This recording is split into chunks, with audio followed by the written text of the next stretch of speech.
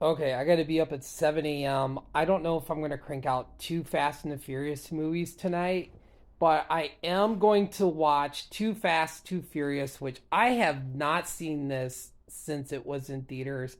And going into this movie, when I was heading to the theater, I was freaking pissed off because Vin Diesel did not return for the movie.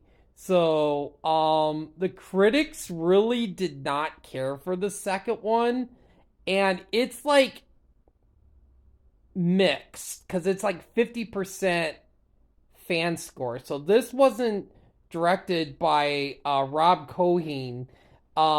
This was actually directed by John Singleton, who directed Boys in the Hood and Poetic Justice.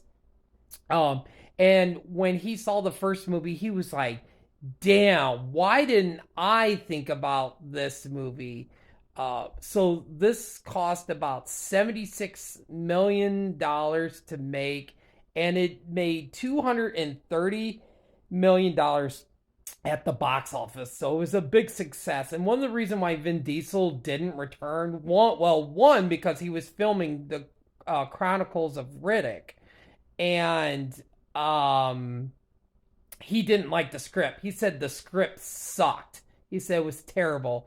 He just felt like there was no need for him to return since they're like Brian O'Connor, Paul Walker's character is like an ex-cop now, and they're moving it from California to Florida.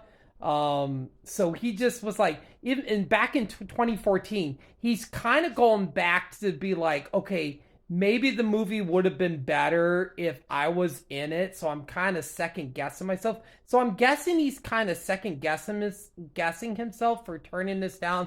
But he was filming Chronicles of Riddick, so he couldn't really do this movie. And John Singleton was really gaslighting Ja Rule. Ja Rule did not return for this movie. They got Ludacris, which I feel like Ludacris is a better character anyway than Ja Rule. I like a couple of Ja Rule songs, but yeah, he really fell off the face of the earth, and he would have came back to Too Fast, Too Furious. He might have been the Ludacris character going forward. But yeah, he just fell off the face of the earth. So I'm glad. I like Ludacris anyway. I think he's really good in this series, and he's a better hip hop artist to begin with.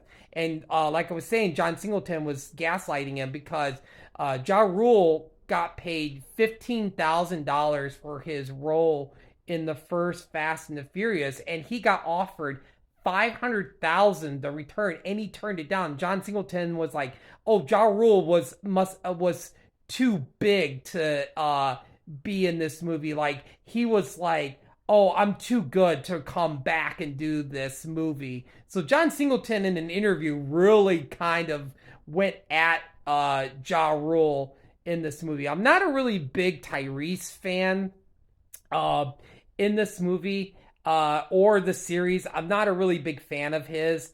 Uh, but one of the interesting things too is that I think the villain's mansion in this, that was actually a house owned by Sylvester Stallone. And it's funny because they were filming, I forget what part of Florida they were filming this, but in the same town while they were filming Fast and the Furious, Too Fast, Too Furious, they were actually filming one of the I think it was Bad Boys 2. I think they were filming that in the same area, which is crazy. So, but anyway, I'm gonna give this a second chance and see if I like it a little bit better now, knowing that I know Vin Diesel wasn't going to return because he was filming Chronicles of Riddick.